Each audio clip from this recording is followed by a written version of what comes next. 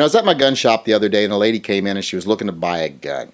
As I'm kind of standing around trying not to overhear what she's saying, I mean, I'm not eavesdropping, but it's a small shop, so I can hear her talking to the salesperson. She's talking about how her ex-boyfriend and the father of her child is just getting out of prison and she's afraid he's going to come around her. She's got a no contact order, but she doesn't trust him. He's made threats against her and she wants to buy a gun.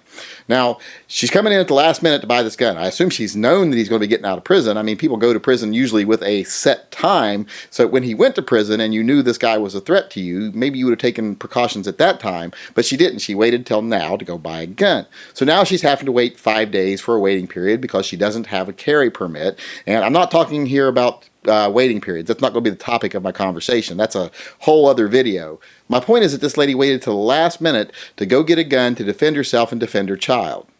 It makes me start to wonder, why is it that so many women wait till they have no other option to take up arms to protect themselves? They wait until they feel like there's an imminent threat before they start to prepare for that threat. I don't know if it's because, they grew up on the playground saying, you can't hit me back because I'm a girl, and they actually grew up believing that until they were proven wrong, and now they're like, crap, someone can hit me, bad guys do hit me back, or hit me first even, so I've got to do something about that. I mean, maybe that's why. I mean, I can't get into the mindset of a woman. I mean, if you watch my videos, I've gotten into women's clothing a lot of times, but I can't really get into their mindset. So I don't know why they make the decisions they make. I just have to stand back and kind of marvel at them. And let's face it, women are at a disadvantage physically, especially against a male assailant.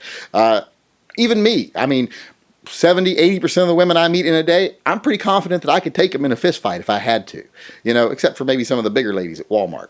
But, that's just the reality of the world. Women are at a physical disadvantage. So you think they would take preemptive measures to lessen that disadvantage as much as they possibly could. But I just don't see them doing it. It seems like they want to think the best. They want to hope for the best. They want to feel like most people are good. And most people are good. But the bad people are really bad. And you got to prepare for the bad people. You don't prepare for the good people.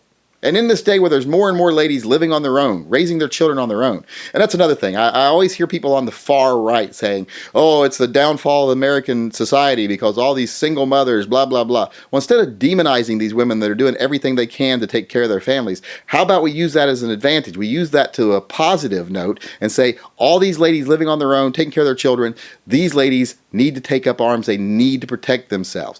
Now that they're living on their own, they don't have a man in the house to protect them. They need to be able to do it themselves.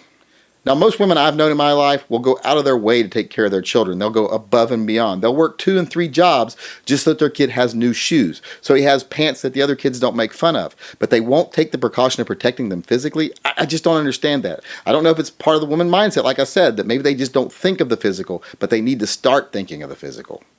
So now that I've rambled on for a while, I guess the whole point of my video is if you have a woman in your life, a mother, a sister, even an ex-wife, anyone in your life that is a woman that's out there on her own, or even if she's just at home alone sometimes, don't let them wait till the last minute. Don't let them not think about it until they have no other option.